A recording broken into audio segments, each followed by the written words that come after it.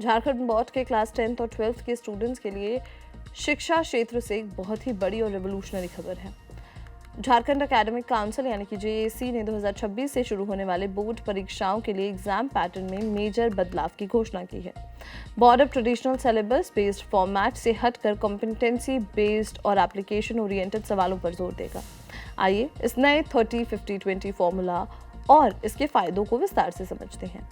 Historically JAC exams में अक्सर direct text book based सवाल आते हैं, जिससे स्टूडेंट्स रट्टा मारने यानी कि रोट मेमोराइजेशन पर ज़्यादा ध्यान देते थे। लेकिन 2026 से जेएसी ने अब सीबीएसई और आईसीएसई जैसे नेशनल एजुकेशनल स्टैंडर्ड्स के साथ खुद को अलाइन कर लिया है। इसके अगर मुख्य उद्देश्य की बात करें तो नए फॉर्मेट का मुख्य उद्देश्य स्टूडेंट्स की critical thinking, real world problem solving skills और एनालिटिकल स्किल्स को टेस्ट करना है। स्टूडेंट्स को अब लॉजिकल रीजनिंग, सोशल अवेयरनेस और सेंसिटिविटी को इवैल्यूएट करने वाले सवालों का सामना करना होगा। थ्योरेटिकल नॉलेज को भी प्रैक्टिकल रियल वर्ल्ड कंटेक्स्ट में टेस्ट किया जाएगा। इस बदलाव को लागू करने के लिए जेएसी ने एक नया 30-50-20 फॉर्मूला पेश किया है, जो पूरे 100 मार्क्स को 3 हिस्सों में बांटता है। 30% ऑब्जेक्टिव क्वेश्चंस, 30 मार्क्स के लिए मल्टीपल चॉइस क्वेश्चंस यानी कि एमसीक्यूज होंगे। ये फंडामेंटल नॉलेज और क्विक रीजनिंग पर फोकस करेंगे।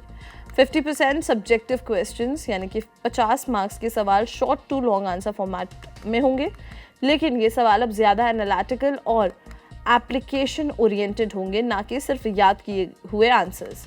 फिर है 20% प्रैक्टिकल इंटरनल असेसमेंट। बाकी 20 मार्क्स प्रैक्टिकल एग्जाम्स, प्रोजेक्ट्स या इंटरनल इवैल्यूएशन से आएंगे। ये कॉन्टिन्यूअस असेसमेंट और हैंड्स ऑन लर्निंग पर जोर देगा। जेएसी का ये सुधार नेशनल एजुकेशन पॉलिसी यानी कि एनईपी 2020 के विजन को दर्शाता है, जो रोट लर्निंग को कम करने और कॉग्निटिव एबिलिटीज, क्रिएटिविटी और लॉजिकल रीजनिंग को बढ़ावा देने के लिए बात करता है। इस बदलाव से झारखंड के स्टूडेंट्स देश भर के दूसरे स्टूडेंट्स के बराबर आकर खड़े होंगे और कॉम्पिटिटिव एग्जाम्स और फ्यूचर करियर्स के लिए बेहतर तरीके से तैयार हो पाएंगे।